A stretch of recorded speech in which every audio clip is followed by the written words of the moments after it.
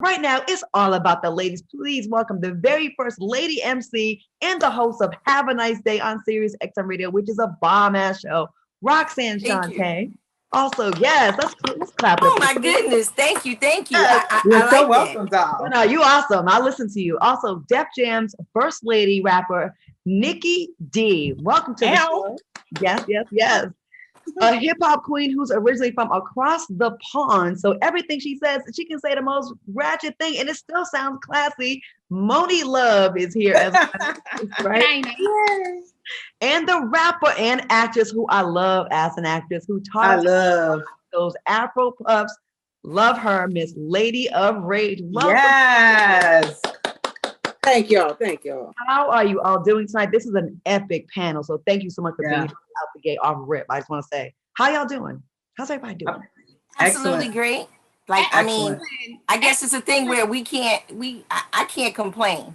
You know, I tell people all the time that I remember getting involved in this hip hop thing when they said, like, look, this has an expiration date. Like, this is not going to last long. It's not going to be around forever. You know, I think that was a way of them being able to get us to not value writers and publishing and everything else. Because they was like, look, get all you can right now, because after this, you got to grow up. Like, hip hop was the only genre of music that you were forced to grow out of in order to prove you were an adult. Because you remember how it was, like back in the days, you couldn't listen to hip hop on your job. You would listen to hip hop all the way until you pull up to your job. Then you turn it to jazz or some shit. Yeah, and then pretend like that's what you was doing, or you know, you had it where you had it set up in your office and things like that. But now to see hip hop it's just a blessing, you know, and to still be involved in it daily is just incredible to me. Absolutely. I think we're about all the same age. And I remember in 85, 86, hearing hip hop where you had to almost sneak it, right? And if you ever went anywhere and you heard hip hop, it was a big deal. And look where we are now. The whitest clubs, commercials, establishments, they done left the rock and roll and all that nonsense. It's all about hip hop. And y'all probably were told. Absolutely. It's a Black American culture that has become an American culture. Definitely created by us. You know what I mean? Because I know initially it was, you know, said that it was an American, but it's a Black American culture that now is an American culture. They can't sell one product without hip hop. You can't sell a car. You can't sell a peanut. You can't sell a piece of clothing, everything. And even when you have people mocking it on TV for people who are not Black, they're white, they're other, whatever. You know, they got the whole, it's the riddle style of rhyming. You know what I mean? It's the commercial style of it, but without it, it is definitely without a question. Like, I remember doing a bar mitzvah for Cassidy, who's one of the biggest DJs, right? When Daddy's Little Girl was out, Cassidy requested me for his bar mitzvah. He was 13. You know what I mean? So doing that back then, and his father was hilarious. And he was like, 20 minutes, that's it? He said, that's what I paid you for? I said, yeah, that's it. That's what you paid me for. He was like, oh, I'm in the wrong business. That's what his father said, because, you know, they pay you handsomely. So he's like, that's it? I was like, yeah. But anyway, I say all that to say, everybody has adapted to this culture, and I'm just happy for the evolution of it as well. I'm not one to sit around and be like, oh, I don't like the mumble rappers. I don't like this. I don't like that. I'm here for it all, as long as we continue to put the message out there and not erase the history. We're definitely going to get deeper into the history throughout this show. And I definitely am glad we came out the gate with that. But I want to ask y'all about having this much girl power still together. Like, how y'all feeling about that? Because now, I mean, y'all are legends. And I think y'all can teach the newer generation, the younger generation about this. Because look at all of you still here. And the harmony, the love. I mean, before we got started, y'all was all like excited, like girlfriends catching up. So how do y'all feel about this girl power? Like, this is epic right now. And this is another example that y'all are setting. Monie, what do you think about that? I saw you nod your head in agreement. So what do you think about that? Well, I mean, if we're honest here, I think that it's all about, and I see my sister nodding because she knows where I'm going. You know what I'm saying? Like, Shani, you know that this is the truth. It's growth. It's growth, because I mean, I think it's a myth to imagine that everybody just loved each other from the gate. As far as women are concerned, it's growth. It's a growth, because now when Shanté knows I'm in a room, it's not because she's seen me. It's because she's heard me screaming her name from across the other side of a room. That is how excited I am when I see her. When I say the word heartstrings, Rage looks up like, who's calling me? Yeah, that's true. because she's known as my heartstrings. You know what I'm saying? When I go at the top of my voice like a soarer and say, Nikki, she looks like, okay, where's Monie? There's an excitement. Absolutely. There's an excitement when we see each other, but it comes from growth because everybody didn't get along in the beginning and when we were first out. Everybody didn't get along. And I say that to say there's hope for whoever's the man, whoever's out now that might be squabbling with each other or what have you. There's hope. There's hope for growth. That at some point, a lot of these ladies that you may see that not get along now will be so excited to see each other when they walk in a room, the way I am when I see Shanté, the way I am when I see Rage or Nikki or any of my sisters. I'm a whole 16 years old when I see these women. Absolutely. Absolutely. I love that you touched on that. So was there beef between any of y'all back in the day that you all have overcome? Was there any kind of like issues? Or I'm gonna let my sister answer that. Look, and I assume I would be definitely the sister that answers that. You know what? It wasn't a beef where you felt like as soon as you see each other, this is what the issue is going to be. It was more so built up by the industry and caused by separation. Mm-hmm. And when I first came into the industry, you know, the first thing that it was told to me was like, okay, listen, you gotta, you know, everybody wanted to be a Roxanne. So it was like, I didn't even have a chance to enjoy being Roxanne Shanté because everywhere I went, some girl wanted to battle. Some girl wanted to be Roxanne, whether it was Baltimore's Roxanne, this Roxanne. Oh, I'm better than her. Her voice is this way. Her voice is that way. You know, not knowing that I was this phenomenal freestyle artist before I started making records. Like all I did was battle men, you know, since I started in the game. So we're talking like when I really started picking up the mic and really going to battles on my own, I'm 12 years old and I am battling men, no women, no girls, nobody. So when I did realize like, okay, there are other females in the industry, you know, you want to embrace them, but then everybody is kept so separate. And at the time being younger, because like she said, it's growth. But at the time being younger, you didn't realize that was the ploy in order to keep us from educating each other as to what was going on. You see, because when girls get together, they talk. So we're going to talk about contracts and how much money you made and what you did. And they couldn't afford for us as little girls, literally everybody's under 18. So as little girls to get together and start to educate each other. And do I wish it would have been different back in the day? Absolutely. Why? Because we all could have been sitting on a larger throne, you know, today. But we could have been in it. But you know what? You know what I'm saying? We could have been in that type of position. Right. You know, but at the end of the day, I'm just thankful that it turned out the way it did. You know, whether it was when we had children or even when we became grandmothers and had grandchildren, you know, it was just a whole different vibe. Like, oh my God, that's my sister. Not, oh, that's another female hip hop artist. No, when I see her, that's my sister. And if she's in something, I'm coming to help. And if she needs me, I'm there because we realized that is what we needed. Nikki, I saw you wanted to chime in. Yeah, I was going to say hip hop is such a braggadocious style of music, right? So initially your goal is to let the next person know I'm better than you. That's just what we did. That's just where it came from. And the reason why I feel like when we see each other now, absolutely is growth.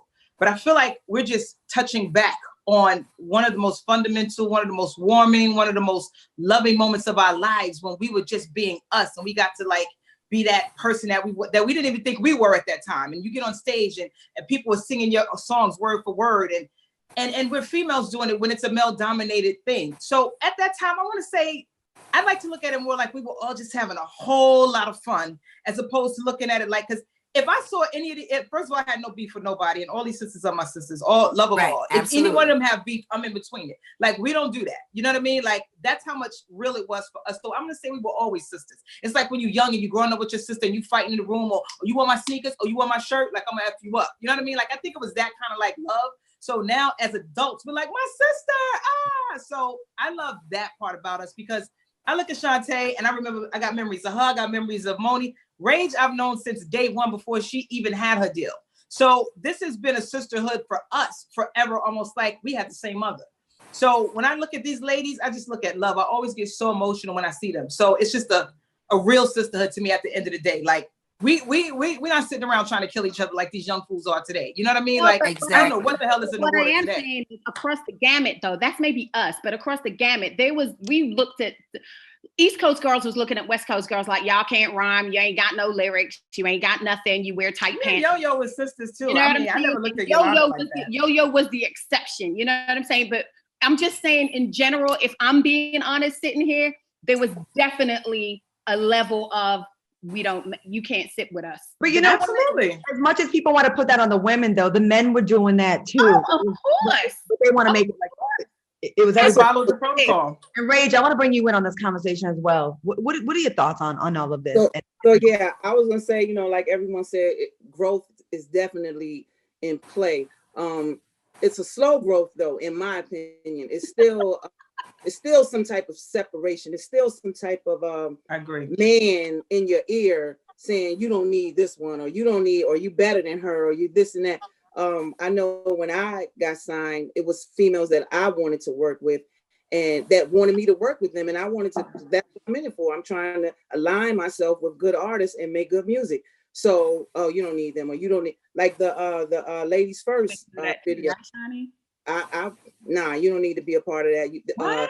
One of the other artists told me that their people will be in their ear, like, you don't need to do anything with her. So even still, there is a camaraderie. I think it's more camaraderie amongst us, like from the 90s. I think the growth has happened with us more so, because still you have females today that are pitted against each other. You still see beefs in the industry. You still see this is true. If it's Nikki and Kim, or Cardi and Nikki, or whoever, that Cash Doll, or whoever got it going on now, it's still friction going on. And who's putting that, who's in the middle, who's rubbing those sticks together to make that fire? So would it be fair to say that it's mostly the men that are pitting the women against each other, or is it something that we do ourselves? Is it a lot of them? I have a friend that's a singer, and early on in her career they told her to go for a major A-lister in the business, and it kind of hurt her for a long time. That's Carrie Hilson.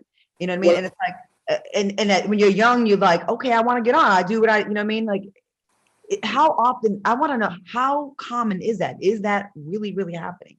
Yeah, that happens. Yeah, it does. I mean, it happens not just with people, not just with men in the quote unquote industry, but it can also be men in your relationship, people that you're in a relationship with. A lot of us have gotten into relationships where we have been out and on our own for so long that sometimes and when I say so long, I'm talking like even at the age of 18, a lot of us were already running our own household. We're already exploring the world. We're already on our own. We're already considered women, and would get into these relationships.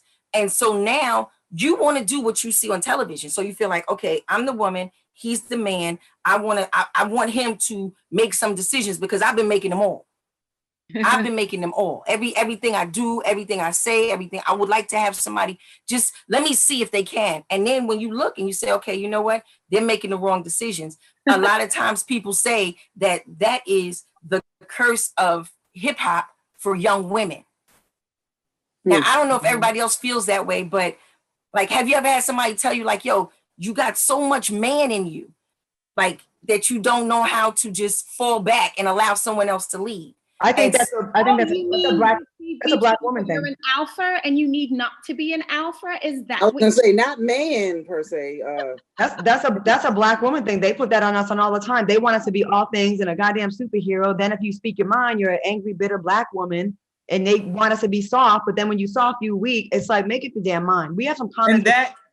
And that brings me to this point. Like back in the days, now Shanté, I'll say, she was popping with the furs and all of that shit. She definitely was coming from Queensbridge with the furs, the ponytails, the big door knockers. We all had that. But I think when it was time for us to not prove ourselves, because she was literally the generation before me and blended into the same generation. But she was mad young too. She was like 14, 15. She was just popping off the scene early. No. So we all came later. But I would like to think that we all kind of just found our way somewhere in the industry where we weren't, we always had to be like the guys, so to speak, right? Let me just get this out there because I'm mumbling over the words. We always had to be like the guys. Hence the reason why you would see us in the Lumberjacks, the Carhartts, the 40 Belows. These are Timberlands for those who don't know. The Timberland boots, you know what I mean? The baseball caps, the bandanas. My ex, God rest his soul, Apache, who I was with for 8 years, I helped him write this song called Gangsta Bitch. So we always has had to be in that mode where we were proven to be, no, we just as hard. But today, and then when you move forward to like a Foxy Brown or a Kim, it was okay to be like, yeah, I'm butt ass naked. What's up? You know what I mean? I got these bars, you know, and listen, I'm not mad at any of that. The thing is, we had to at least prove to the world that we actually exist and we matter and we have skill in order for them to even come through. You know what I mean? Like we had to make it happen in order for them to even come through. We gotta take a quick break. All of that stuff. I wore all of that stuff because I didn't want any man in the industry being able to pinpoint any bodily dimensions as we're gonna get more inside when we come back. I want to tell y'all real quick. YouTube comments. Erica says these ladies need a podcast together. Carl says these new female rappers should be taking notes. Monie Love, they're like, she don't age. I don't know how long she been in the business. Oh, you look good. Oh, but my knees got more cracked in the 80s. Because we're not doing the busted challenge, are we? No. Everyone's saying how much they love y'all, and that Teresa says my mama's eyes are glued to the TV watching y'all. Oh, hi mom. What's up, sis? We know you with us. Okay. We're gonna take a quick break, and we'll be back with these lady legends when we return right here in Out Loud. So dope. Please. Claudia, I want to say, you know, everybody's on the panel drinking wine, and I told y'all, hold on, I was going to get something. What y'all know about this right here? Is that moonshine? Moonshine. Hold up, and I'm gonna drink it out of the I wine can see glass. now, So I can Robin. be fancy like y'all. Oh my goodness. That's ghetto bougie. Ray, do you make that? Did you make it? No, my friend Nina's mother made it for me. And she gave it to me for Christmas last year. And I haven't opened it yet. What? And yours is that brown?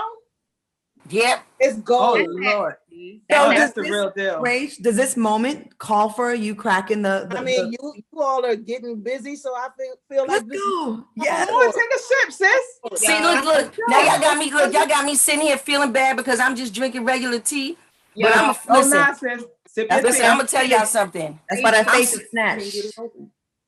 No, the face ain't snatched. The ponytail tight. That's what the fuck it is. That's what it is. That's what it is. I could do an automatic facelift with a ponytail. I feel sorry for motherfuckers who can't. I can pull this up, baby, take the eyes and everything back. See, this is a relaxed joint. This is just straight like this.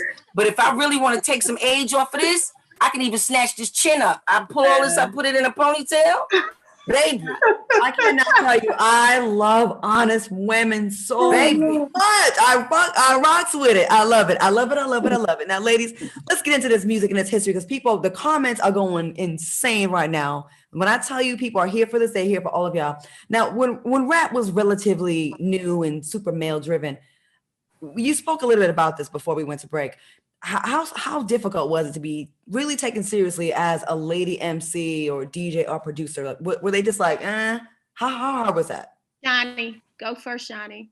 Well, for me, it wasn't hard at all because I was already a battle rapper. So when I showed up at the park, you know, like the crowd would part ways and I would walk through and they'd be like, who's this little girl? Who's this little girl? Like, and then once they hear me get on the microphone, they was like, does her mother know she talks like that? And then somebody yelled from the crowd, like, yeah, her mother said she could. Because, you know, I had permission. You know, my thing was like, go in there and do what you got to do. And then also I was notorious for like pulling plugs and, you know, knocking over microphones and doing things like that. Only because I felt like if you don't want to give me a chance, like if I don't get the chance to rhyme, nobody rhyming. If I don't get a chance to ride the beat, ain't going to be no beat.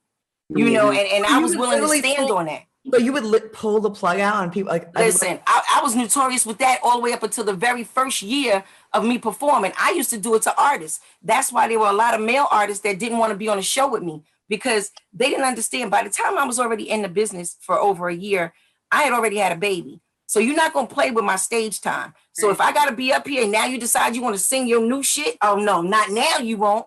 We ain't gonna, you sing it when I get so off. Gully. It's so gully. You know what I'm saying? Sing that shit when I get off. Then you get back up here and finish it. So I would cut in their show, get out there in the middle of their show, start rhyming and everything. So yeah, I was a bit of a beast. So they kind of, they accepted me from the door. Like, okay, that's our little sister. We accept her. So but behind closed doors, they didn't want to do shows with me. No one wanted me signed to their label. My first time being able to get a record deal was in Philadelphia with everyone that we knew in New York and all of the rap labels in New York City. None of them was willing to sign me because they were like, nah, the way she is, the way she acts, you know, like, nah, we don't want her on the label. We don't want this. We don't want that. And so I wind up going to Philadelphia where I bumped into Pop Art. And they were like, listen, they was just as thug as me. Pop Art was all gangster. So Pop Art was like, yeah, go ahead. We'll sign you. Do what you want. Say what you want. And so, you know, that's how they accepted me. Before we get to the other ladies and their experiences, you were 14. You mentioned that when you recorded a rebuttal track to the group UTFO, and that was like a major big deal. I remember that, Roxanne's Revenge, which brought you instant fame. Here's a snippet of you in action. And you must admit, but everybody knows I don't go for it. So if you're trying to be cute and you're trying to be fun, you need to cut it out cause it's all in your mind. Trying to be like me, yeah, it is very hard. To think you're a god, but you do Eli. Trying to be cute and you're trying to be fly. Don't you know you wish you could be my guy? So I used to do the walk to the whole song? The whole Absolutely. song? You. Wow. Oh, God. Man, 14. I didn't realize at the time you were that young, but you killed it. When I tell you, like, thank you, man. This is bringing me back. Like, this is, hit my yeah, head. like, thank you. It's like looking at 14-year-old Shanté and saying, like, damn, nobody knew what I was dealing with and what I was going through. I think that's why it was so important for me to do the movie, because they needed to understand, like, the reason why I didn't smile so much, or why I took things so serious, or why my attitude was the way it was, you know. But now I could look at her and just like, damn, look, we made it. Like, I'm 50, so we good now, you know. So yeah. Nikki, I want to get into your journey as well. You were the first female rapper on Def Jam Records. So how did you make those connections and land your first deal, especially back then? Like she's saying, it was. I'm gonna keep it a buck. It's a whole movie, and y'all gonna have to see it. Okay, baby. So I was living in LA at the time. I moved from New Jersey. I'm from Newark, New Jersey, born and raised, right? But then me and my sister were out for the night. My mother was like, no, I need y'all somewhere where it's calm, quiet. So we wound up in LA, and where I met Ice-T, long story short, started rhyming with him. Then turned out, met some girl that was working at K-Day radio station, started doing promo shows with them. And then she was like, yo, you dope. You need to go to New York. The LA Posse was producing LL Cool J's Big and Deffa album in New York. So I wound up hitting up with them. They heard me over the phone. It's like, get out here. We took the Greyhound bus. 4 days later, we in New York. No money, nothing.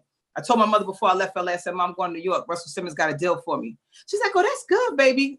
Let me tell you, the one thing I love is when a parent loves you enough that when you leave the house, you still have that love. That's a big deal. And a lot of people don't have that today, because even on your own as a youngster, when you leave and you go across the country and be like, yo, I'm on my own, I'm about to go do something else. And she's like, you good, baby, because she knows she raised me. She knows she know I'm good. And she knows she's a woman of faith, right?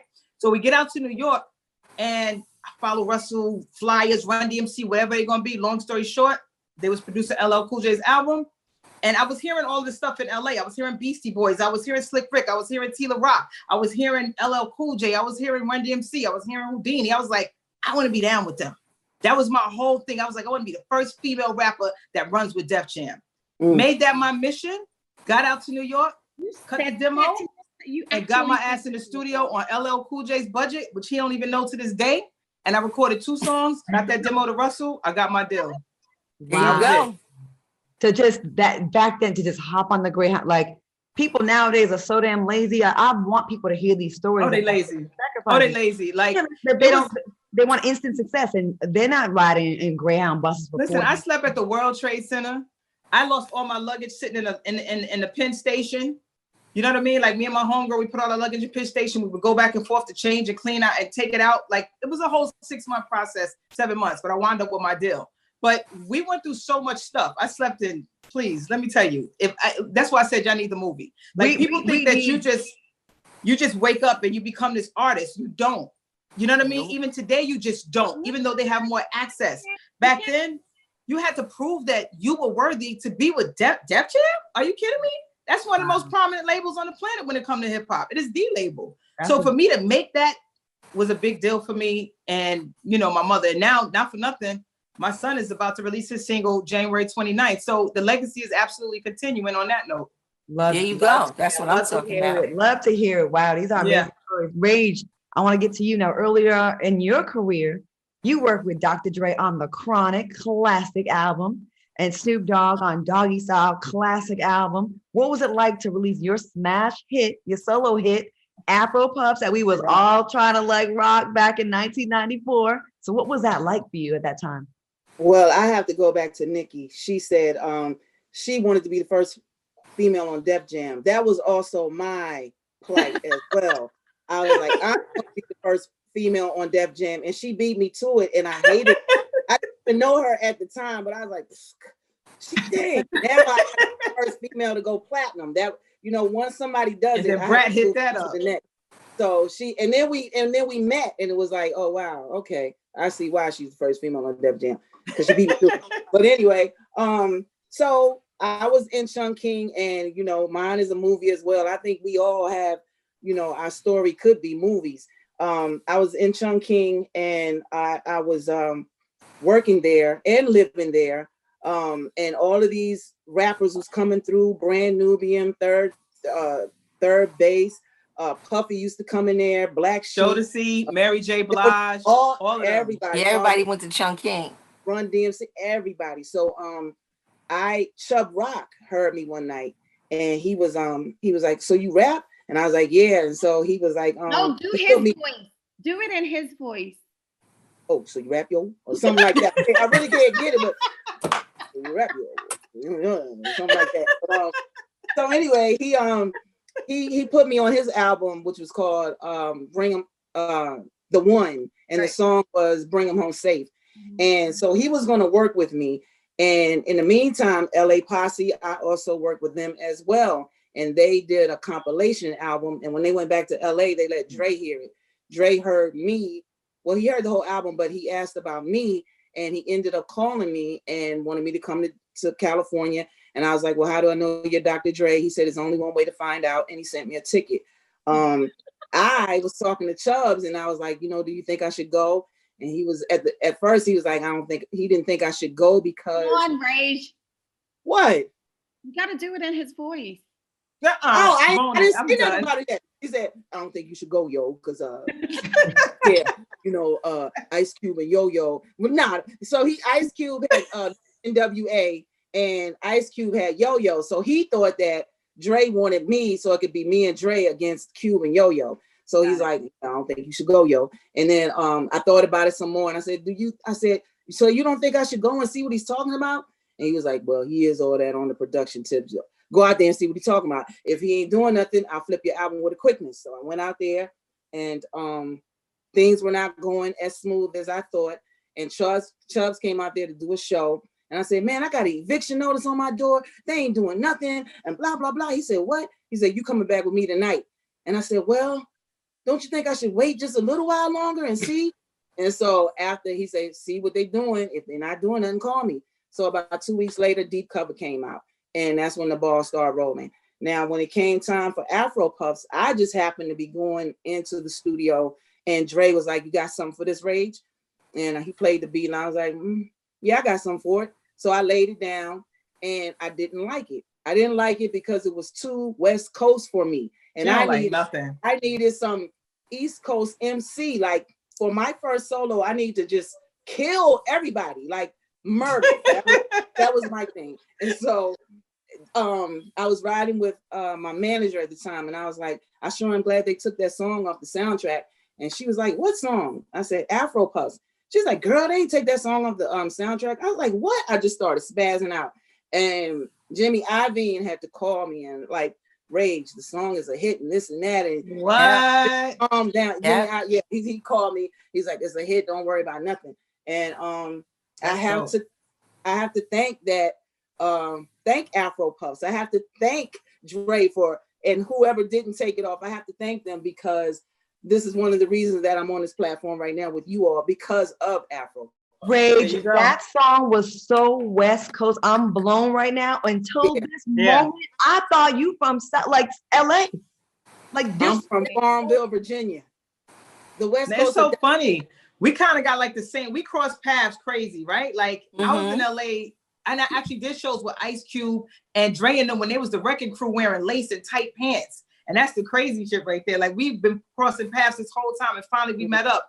And we was just like, we sisters. We battle sisters. Like we always battling each other, telling the other one, no, I'm better than you. No, I'm better than you. No, you ain't better than me. The lace and the tight pants and the sequin shirt. So we're gonna just take a quick break on that shady little I like that. Yes. Okay, we'll be right back. We're gonna get the Monie story when we come back. Yes, right. Absolutely. We need that.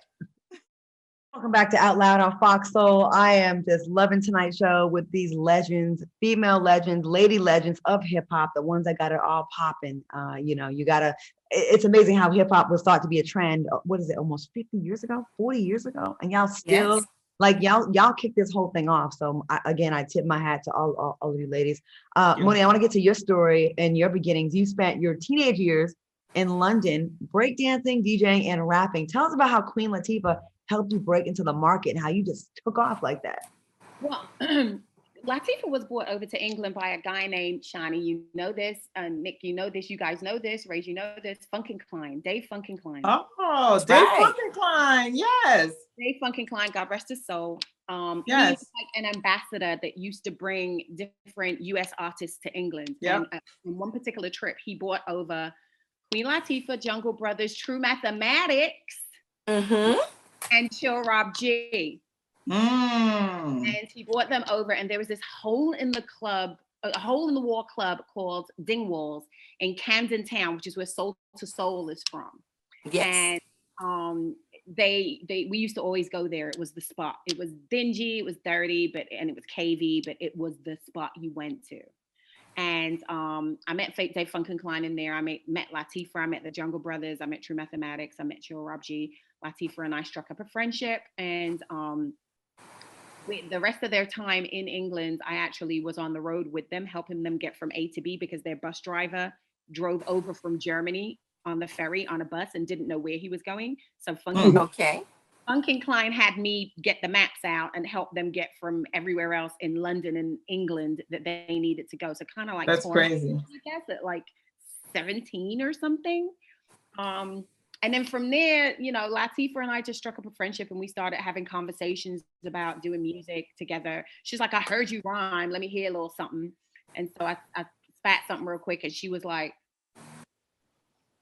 we're going to do a song together. And it wasn't until 8 months after that we actually recorded. Wow.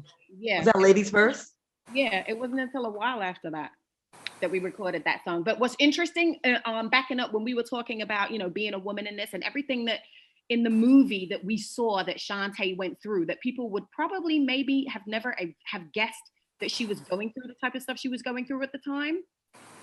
It got a little bit better by the time it got to us, but not tremendously.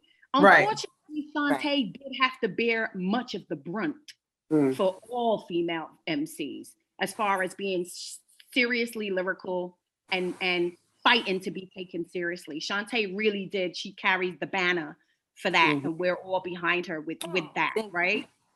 Yes, ladies, absolutely. I wish we. And your ponytail is so tight. Anyway, I wish we had more time with you, ladies, and during the break. Oh, yeah, right, because we don't want to cut in.